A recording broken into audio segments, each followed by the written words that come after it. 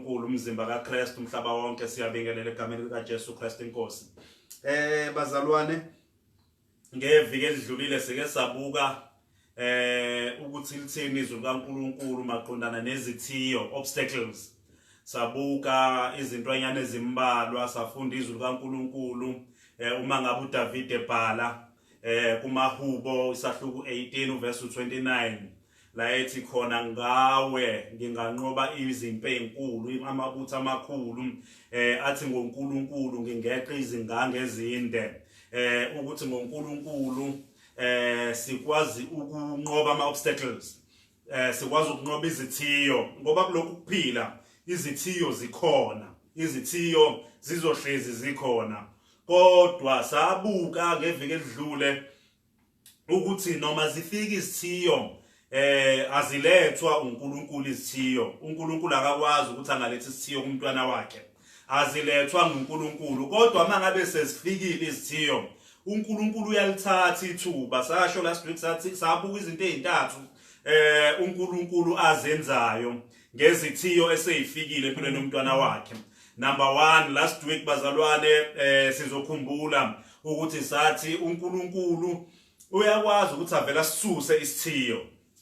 Senze case study, sabuka impilo kaJoseph, impilo kaDavid, ukuthi uDavid mangabe senesithiyo esikhulu ekwakuyinkosi uSaul owayefuna ukumbulala, uNkulunkulu wavele wamsusa uSaul. Sacacisa ukuthi uDavid into ayenza wabalekela entabeni.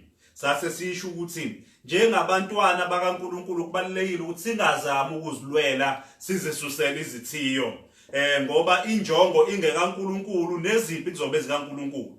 Uma ngabe injongo kweyami, uma ngabe ivision kweyami, neziphi ke kuzoba ngezami.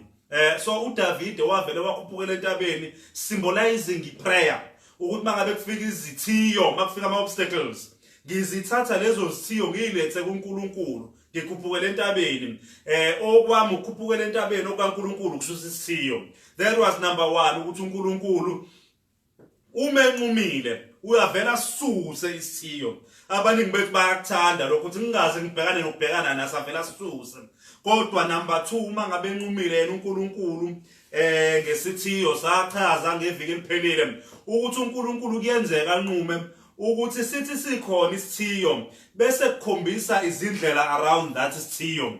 Ukwazi ukuphila sikhona saze sacaphuna kafushane uPaul, ukuthi uPaul simuzwa ekhala ngeva enyameni, kodwa leliva elali obstacle, leliva elali isithiyo enyameni kaPaul alizange lisuswe. Kunalokho uthe mangabe khuleka enkosini athi inkosi umusa wami ukwanele.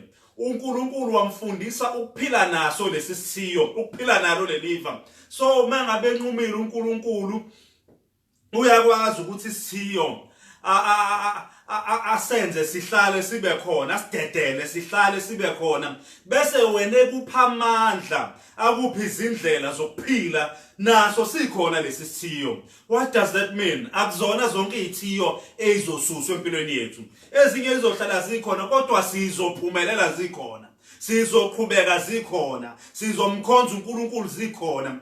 Ukuthi kunesithiyo esendisikhulekele for 20 years asigudluki does not mean uNkulunkulu akekho, but it means uNkulunkulu unginikezile igrace yokuphila sikhona lesithiyo. Sase sibheka futhi okwesithathu ukuthi uNkulunkulu uyanquma kwesinye isikhathi ukuthi isithiyo sithi masifike empilweni yomzalwane avele uNkulunkulu asenze sibe yi-stepping stone. Lento ebikade ize ithi izokubulala kuvele kube yiyo ekuphakamisayo. Lento ekade ize kuwe ithi izoqeda ngecebo likaNkulunkulu ngempilo yakho kuvele kube yiyo ekwenza uphakame even more. Kaningi sike sibona abantu uma ngabe bethola i-bad publicity ukuthi kuba lapho bethola khona ukwaziwa even more. Bese lokhu ngabe umuntu osebhizinisini, the more ethola i-bad publicity, the more ethola more clientele. Now uNkulunkulu uyakwazi ukuthatha i-obstacle, isithiyo, asenze sibe i-stepping stone. Sabe sesibuka maqondana nalokho impilo kaJosepha, sambuka uJosepha uma ngabe kufika abafowabo uthi abasondele kuye bese uJosepha ethi kubo ebakhumbuza ukuthi mina nguJosepha umfowenu enamdayisayo. Lokho kumdayisa okwakuqonde ukuqeda ngempilo yakhe, okwaqonda ukuqeda ngephupho lakhe, okwakuhlose ukuqeda ngevision uNkulunkulu amnikeze yona. Yikho kwamenza waphakama ngoba wathi mabe sefike eGibhithe wafike waphakama. So uNkulunkulu sasibuka last week ukuthi ke uyakwazi ukuthi athathe isithiyo obstacle asenze asebenzise as a stepping stone. Namhlanje ke ngiyafisa ke siqhubeke kafushane esihlokweni esifanayo sama obstacles ngoba izinto ezikhona, izinto ezisazoba khona esizohlala sihlangabezana nazo. Ama obstacles izithiyo ziyingxenye yejourney yethu yokholwa. Izithiyo part of the package la empilweni yethu yokholwa, la empilweni yethu kuyafuna ukuthi uNkulunkulu asisize to understand ukuthi izithiyo ziyingxenye yempilo. Izithiyo ziyingxenye yaleyo vision onayo yebhizinisi. Izithiyo ziyingxenye yaleyo vision onayo yeministry. Izithiyo ziyingxenye yaleyo vision onayo career wise. Now kufunakala siqonde futhi sibe at peace with the facts that izithiyo zizohlezi zikhona. Now bese ke si dependa kuNkulunkulu, sincike ezwini likaNkulunkulu ukuthi lisifundisa ukuthi ke siphile kanjani zikhona lezi zithiyo. Now bese ngichazile ukuthi last week ke sabhekaphi, sabuka kanjani maqondana nezithiyo. Now ngiyafisa nje kafushane ukuthi ke sibuke izwi likaNkulunkulu uSamuel wokuqala uchapter 15 uverse 22. uSamuel wokuqala uchapter 15 uverse 22. Inhloso ukubuka izinhlobo zezilingo esibhekana nazo kufanele sizinqobe ngoba izilingo ziza nje ukuze sizinqobe. Now isilingo sokuqala engifisa ukukhuluma ngaso namhlanje futhi ngicabanga ukuthi ngizokhuluma ngaso kuphela uSathane, the enemy, uSathane. That is the biggest obstacle esibhekana nayo ekukholweni, uSathane. Kunezinto uSathane azenzayo endleleni ahamba esiphosela zona as izithiyo, as siqhubeka nokukholwa uSathane uhamba ephosa izithiyo. Okokuqala esikubonayo nje la ku First Samuel chapter 15 verse 22 lithi iBhayibheli uSamuel wathi uJehova uyanamela yini iminikelo yokushiswa nemhlatshelo njengalokho enamele ukulalelwa kwezwi likaJehova na? Ukulalelwa kuhle kunemhlatshelo, ukulalela kuhle kunemhlatshelo, nokuqaphela kuhle kunamanoni ezinqama. Cela ukuphinda ngifunde. uSamuel wathi uJehova uyanamela yini iminikelo yokushiswa nemihlatshelo njengalokho enamele ukulalelwa kwezwi likaJehova na? Ukulalelwa kuhle kunomhlatshelo, nokuqaphela kuhle kunamanoni. La siyabona ukuthi ke uSamuel la ukhuluma noSaul uma ngabe uSaul kade thunyiwe uNkulunkulu ukuthi akayobulala everything abhubhise, but uSaul decides ukuthi mangabe esefike khona wakwanezinto azibona zingafanele ukubulawa kodwa sifanele ukuthi akabuye nazo azonikela ngazo enkosini. Kubukeka kuyinto enhle icabanga uSaul, but iyinhle injalo yayingakona lokhu uNkulunkulu amthume kona. Now uSathane into yokuqala ayenzayo uzama ukusabotacha ubudlelwane bethu noNkulunkulu through sin and disobedience.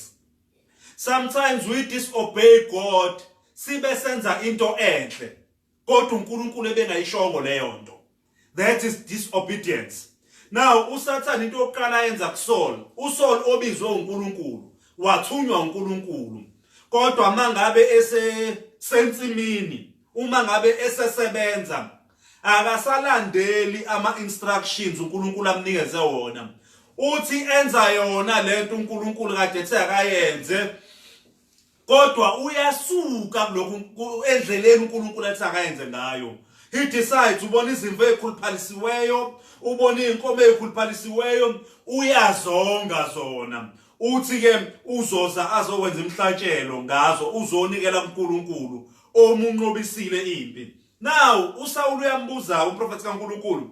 Uthi ke uSamuel, uthi uJehova uyanamela yini iminikelo yokushiswa nemihlatshelo njengalokho enamele ukulalelwa kwezwi kaJehova na?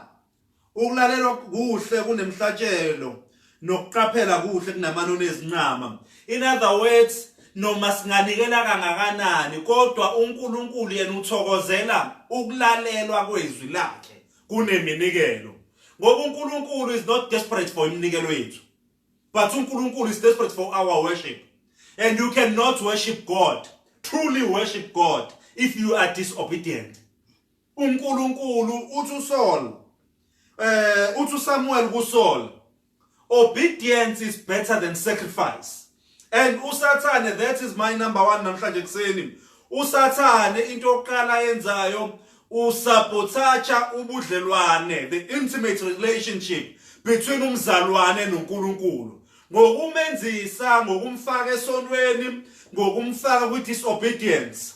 And the disobedience is manga ngoba ifuna uhlala uqaphelile ukuthi ngempela lento engiyenzayo isahambisana yini nezwi kaNkulunkulu. Simthola ukuthi uSaul walimala enza intando kaNkulunkulu, wagcina engasenzi ngokwezwi kaNkulunkulu. uSathane unawo lo mkhuba ukuthi asabotage ubudlelwane bethu noNkulunkulu. Ngibe sengizibuza ke ukuthi yini esingayenza ukunqoba lesithiyo, ukunqoba this obstacle. Sisinqoba kanjani lesithiyo uSathane ngoba aka give up, akaliphosi ithawula, uzohleze zama. Impendulo umoya ongcwele ebeka enhlizweni yami uMatthew 6 verse 33. Funani kuqala umbuso wakhe. Mhlawumbe simfunde uMateyu chapter 6 verse 33. Uthi but first and most importantly, seek his kingdom and his righteousness, and all these things will be given to you also. But first and foremost, importantly, seek his kingdom and his righteousness, and all these things will be given to you also. Uma ngabe sifuna intando kaNkulunkulu, uma ngabe umqondo wethu utuned ekufuneni intando kaNkulunkulu, uma ngivuka ekseni nginama assignments for the day, ngicheck ukuthi lithini izwi kaNkulunkulu, uthini uNkulunkulu maqondana nalokho engibhekene nakho. Ngaso sonke isikhathi ngihlale ngivula amehlo ukuthi maqondana nalokho engibhekene nakho lithini izwi kaNkulunkulu. That way noma uSathane esefaka izinto ezizobukeka zizinhle emehlweni nami, ezizobukeka zizinhle enyameni yami, ezizobukeka zingesona isono kodwa seziyi disobedience, ngoba uNkulunkulu akangitshelanga ukuthi angizenze ngaleyo ndlela. Ngicabanga nje njengamanje uMose uma ngabe kuthiwa akakhuluma edwaleni kuzophuma amanzi uvela uyalishaya idwala. uNkulunkulu wayengasho ukuthi akalishaya, wathi akalikhomba akhulume, kodwa yena walishaya. Kulula ukuwela kwisilingo se disobedience, and uSathane uyakwazi lokho, yikho vele ayiphose kalula nje. Kodwa okwesibili akwenzayo uSathane ukuze singene kuma obstacles, sibhekane nezithiyo, uSathane une tendency yokuzama ukubulala ipassion yokukhula. uSathane uyazama ukuthi avela kufaka kwi-comfort zone, akwenza uzibone usukubambile. Athi umpostoli Paul, mina angisho ukuthi sengikubambile, kodwa kunye ngikwenzayo, ngizalulela kokungaphambili, ngiyakhohlwa okungasemuva, ngizalulela kokungaphambili, ukubona ukuthi ngingekubambe yini lokhu uKristu angibambela kona.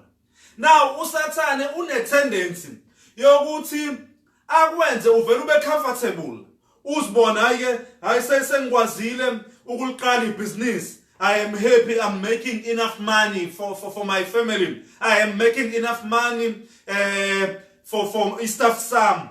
Kodwa uNkulunkulu lithi izwi kaNkulunkulu konke okuzelwe ngezwi kaNkulunkulu kuyakhula.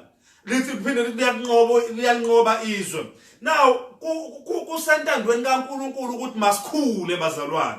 Kusentandweni kaNkulunkulu ukuthi career wise angikhule. As umshumayeli angikhule. As a husband angikhule. As a father angikhule. As a wife, as a mother, noma yiphi ingxenye yempilo yakho uNkulunkulu ulindele ukukhula. Yingakho kuGenesis ethi be fruitful and multiply.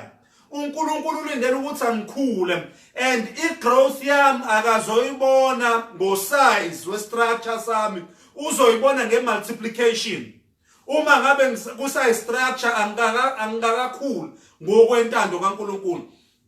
Now usathane uvela kwenza ube comfortable uthi ake njoba sengifike la sengi right angisadingela utho olunye kanti sekuzolahleka icebo likaNkulunkulu ngempilo yakho. I-comfort zone is one of the biggest obstacles empilweni yakho. The moment you decide, the moment ulahlekelwa izil for the lost, izilo yokushumayela, ulahlekelwe izilo yokukhulisa ibhizinisi lakho, ulahlekelwe izilo yokukhulisa iclientele yakho, ulahlekelwe izilo yokukhulisa ulwazi lakho ngokufunda. That is the moment eqala ngayo ukufa.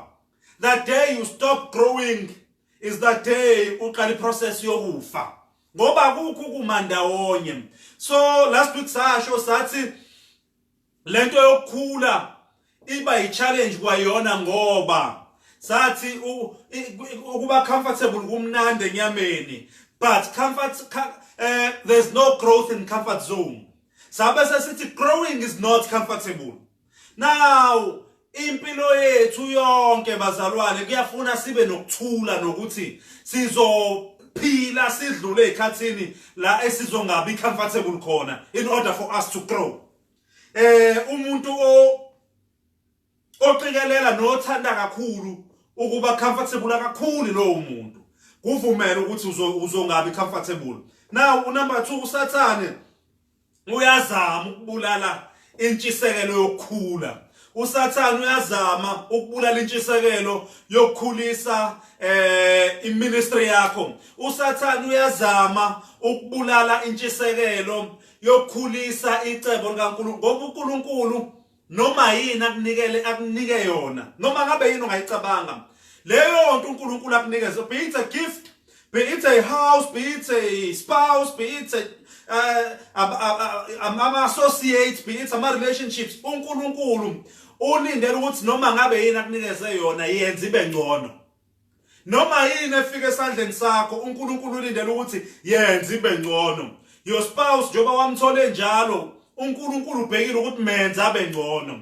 Now mangabe kunikezile igift ethize, yenze leyo gift ibe ngcono, ikhulise, ayikhule. Ingakho mangabe nikeza umzekelo weyincekeza nikezwe amathalente, lo wavele waligqiba ithalente, mangabe sekubuya umaster walibuyisa linje ngoba linjalo. Umaster did not appreciate that, but he appreciated lo wathola amathalente awu5, wahamba wayowakhulisa abuya eseyishuma amathalente. Ngoba noma ngabe yini uNkulunkulu akunikeza yona, he expected to grow. Usathane knows that uzokwenza ube comfortable kulokho, and kulula uzukhulume kube ngazuthi ukufuna ukukhula it's great. Izwi kaNkulunkulu liyasho kuTimotheo ukuthi uthando lwemali impande yakho konke okubi. Now mangabe sewumthanda kakhulu uNkulunkulu, but ukukhula with a sober mind, with the right spirit, uguidwa izwi kaNkulunkulu. uNkulunkulu is expecting that. Uma ngabe kunikeza imali, uNkulunkulu is expecting ukuthi ikhulise leyo mali. Uma ngabe uNkulunkulu ekunikeza igift, uNkulunkulu is expecting ukuthi ayikhule leyo gift. Uma ngabe you are a worshipper uyacula, uNkulunkulu ulindele ukuthi uzosihlupha, uzo-attend ama-workshops, you will rehearse, uzosihlupha, uzofuna ulwazi ukuzikhule leyo gift. Kodwa usathane uzozama ukwenza ube comfortable, uzibone right, uzibone perfect kuleyo level okuyona. Sinqoba kanjani uRuth chapter 2 uverse 9 uBoaz mangabe ekhuluma lapha uthi amehlo akho mawabe sensimini ayilimayo abalima kuyo uwalandele angithi ngiyalina abafana ukuba bangakuthinti na nxa womile yana esitsheni uphuze lokho abakhileyo abafana.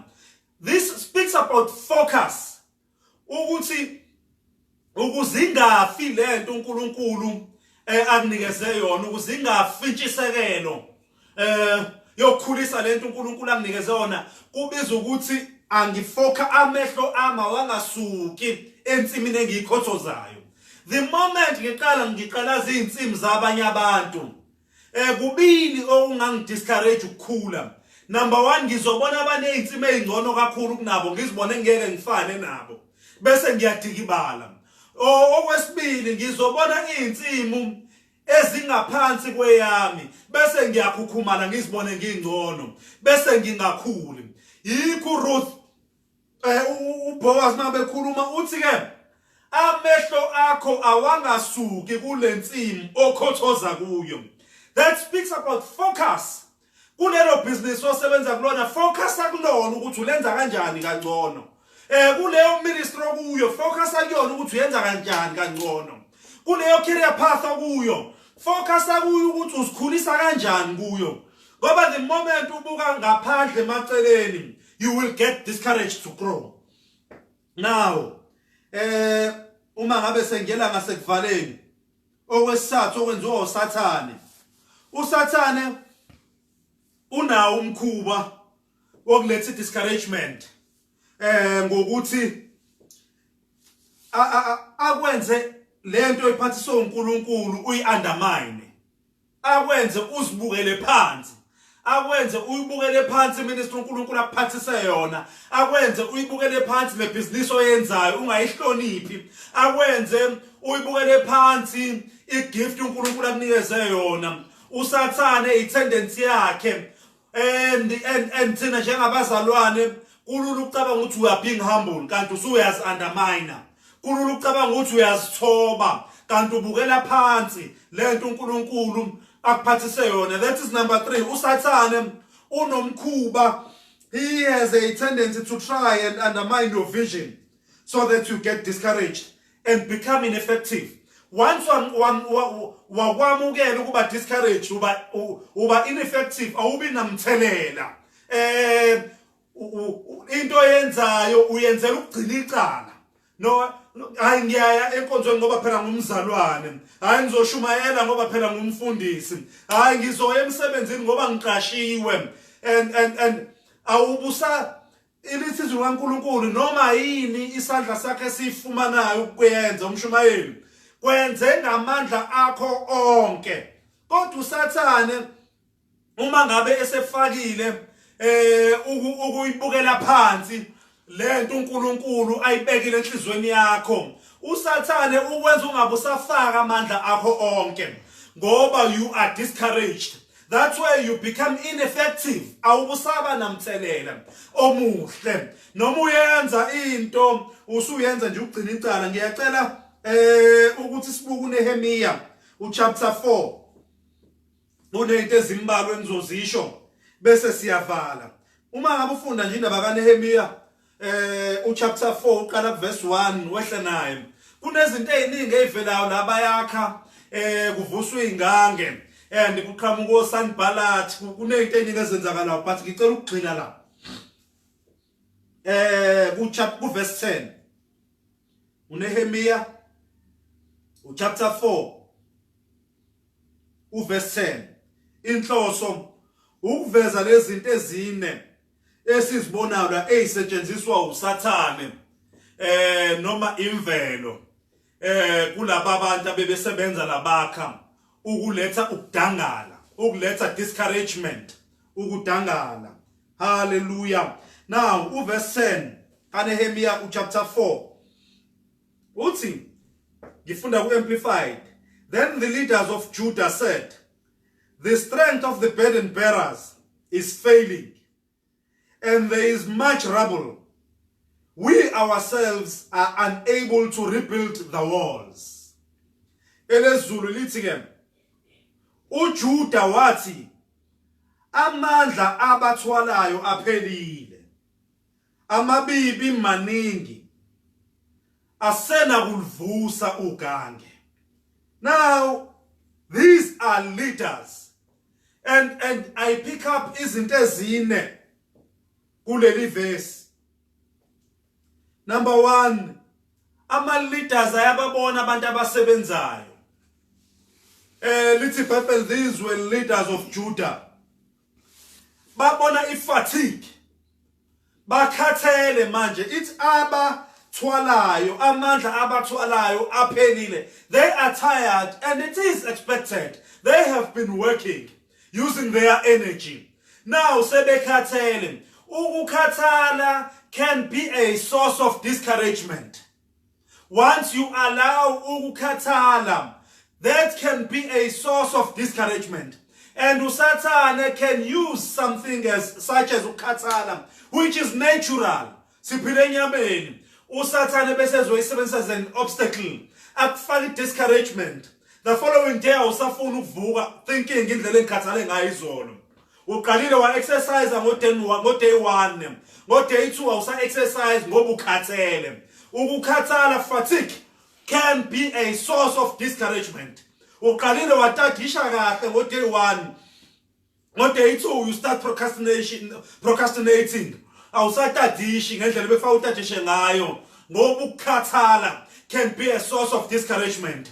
Uqalile waphuma wangena komakhelwane ushumayela ngo-day 2 awusawenzi lokho ngenxa yokukhathala. Fatigue can be a source of discouragement. Kubiza ukuthi umqondo wethu awuhlala uchundi. You must know ukuthi noma ngikhathala lithi izwi kaNkulunkulu uyabapha amandla amasha usuku nosuku, God to give you strength. But ukukhathala kwangezolo sekusele emqondweni ukuthi I know ukuthi ngikhathalile izolo, then angisaqali kabusha. Now uJuda wathi amandla abathwalayo aphelile. In other words, these people are tired. Ushama ama leaders, but these people are tired. Ngeke besakwazi ukuthwala. Kwayithina ke asinakwazi ukulakha ugange. This is a source of discouragement. Number 2, ngibona frustration, ukukhungatheka on the same verse. Sebe frustrated. These leaders are frustrated. What shall we do now? Abantu kade sibele bona sebekhathele. Nathi asinakwazi ukuzenzela lo msebenzi. This is our frustrations are a source of discouragement. And discouragement is an obstacle evela kuSathane. uNkulunkulu akasibizelanga ukuthi sifadabale sibe discouraged endleleni. Now they were frustrated. These leaders were frustrated. Bayibona iproject iphela, bayibona iproject ingaqhubekeli phambili, bayibona iproject ingabi impumelelo ngoba laba kade bethembele kubona sebekhathele. Okwesithathu engikubonayo la failure, ukwahluleka. Failure, ukwahluleka. Bathi as these leaders bathi kwayithina ngeke sikwazi ukuzenzela lento. They failed even before they tried themselves. Babone la abakhathalayo sebethi kwayithina ngeke sikwazi ukuzenzela lento. If failure, ukufocus with failure can be a source of discouragement. Ukufocus ekwahlulekeni. Ukwahluleka does not mean uyisahluleki. Ukuthi wahlulekile ukwenza lokho namhlanje does not mean uyisahluleki. Wena ungumnqobi, wena unamandla. uNkulunkulu ukuphila amandla. uNkulunkulu futhi uyakuholela edondweni lokunqoba. Now if failure can be a source of discouragement. Now okwesine sikubona ku verse 11 wakho uNehemiya. Uthi verse 11 abamelene nathi abayukwazi, abayukusazi, abayukubona size sifike phakathi kwabo sibabulale sivimbe umsebenzi. Our enemies said they will not know or see us until we are among them, kill them and put a stop to the work. Now yibo manje bakhuluma bodwa ngenxa yokubona ifailure ezinqondweni zabo. Sebecabanga ukuthi abamelene nabo Baplan ukuzobabulala baphazamisa umsebenzi. That is what failure does. Sorry, that is what fear does. If very discouragement, ubone ngathi vele lento nje is a waste of time. Awukade ngishumayela ngiyibona ifruit. Kade ngifunda angiwuthola umsebenzi. Kade ngithandaza ngiyibona ibreakthrough. Bese kungena ifear. Ifear usathana uyakwazi ukufaka ifear to discourage you. But the word of the Lord tells us we have not been given the spirit of fear, but the spirit of a sound mind, the spirit of love, and the spirit of a sound mind. uNkulunkulu akasinikezanga umoya wokwesaba. Hallelujah. Usathane uyayifaka ifear. Uvela uyisabe iproject ungakayiqali nokuyiqala. Uvela usabe ukuthatha the first step. Usathane ezokudiscourage. I want to say to you today, soldier on, go on. Ungabusasaba. Lokhu uNkulunkulu akubeka enhlizweni yakho, go for it. God is with you. Go for it. God is going to see you through. Go for it. You have to go and study. You want to do that degree. You want to do that diploma. Go for it. Ungabusasaba. Ufuna ukuqala ungene kulo ministry. Go for it. Ungabusasaba. Ufuna ungene kulo business. Go for it. For as long as you know that God is for you. You know that is from God. Just go for it. Now, Galatians chapter 6 verse 9. Bese siyathandaza siyavala. Do not give up when times get hard. Push through and climb over the obstacles, as there's always victory and reward with God. Let us sengifunda ku verse 9 ka chapter 6 right now. Ufundeka kanje. Let us not grow weary or become discouraged in doing good. For at the proper time we will reap a harvest if we do not give up. Ngifunda Galatians chapter 6 verse 9. Let us not grow weary or become discouraged in doing good. For at the proper time we will reap a harvest if we do not give up. Let us not grow weary or become discouraged in doing good. For at the proper time we will reap a harvest if we do not give up. Maningi ama-obstacles esibhekana nawo, ziningi izithiyo esibhekana nazo, ziningi izinto ezisenza sidikibale. Kodwa uPaul kuGalatians 6 verse 9 uthi asingakhathali ukwenza okuhle. Yini enhle? Yilokhu uNkulunkulu athe yenze. Asingakhathali ukwenza okuhle. Yini enhle? Ilokhu uNkulunkulu angilethele kona emhlabeni. Ungakhathali ukwenza okuhle. Noma ngabe izithiyo zingakanani, ungakhathali ukwenza okuhle. Noma ngabe izolo uthe uyakwenza okuhle bakugxeka abantu, ungakhathali ukwenza okuhle. Noma ngabe izolo uthe uyakwenza okuhle walimala, ungakhathali. Ithi izwi kaNkulunkulu, yeah, the very same verse esiqeda kuyifunda, uthi ngoba at a proper time we shall reap a harvest. Now akasho ukuthi asitshale, kodwa usekhuluma ngeharvest. In other words, uma ngabe wenza okuhle uyatshala, noma yini enhle oyenza uyatshala. In a proper time, in God's time, you shall reap a harvest. You shall not reap isikhwebe sodwa, but you shall reap a harvest. Uma ngabe wenza okuhle noma yini enhle uyatshala, uma unikela uyatshala, uma uthandaza uyatshala, uma ufunda uyatshala, uma utadisha uyatshala, uma uthanda abazalwane uyatshala, uma uthanda umndeni wakho uyatshala. Uma ngabe noma yini enhle oyenzayo, uthi Paul, asingakhathali ukwenza okuhle, ngoba at a proper time we shall reap a harvest. Sithini namhlanje?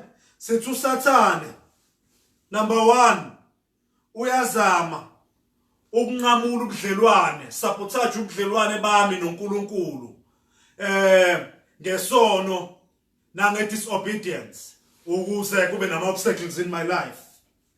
Sithi number 2, uSathane uyazama ukuthi abulale ipassion yokukhula, angenze ngibe comfortable, abulale ugqozi, abulale intshisekelo yo extend my territory ukuze ngingakhuli. That is a obstacle number 2. Eletho usathane. Uxolo. Number 3. Usathane uyayi-undermine vision. Usathane uyayi-undermine i-gift. Usathane uyayi-undermine. Bese ngenza nami ngikuzi-undermine mina. Ukuzi-undermine. That can be an obstacle. Usathane angayisebenzisa empilweni yethu. Ilezi zinto zontathu ebengifisa ukukhuluma ngazo namhlanje. uNkulunkulu asisize sikwazi ukuyinqoba.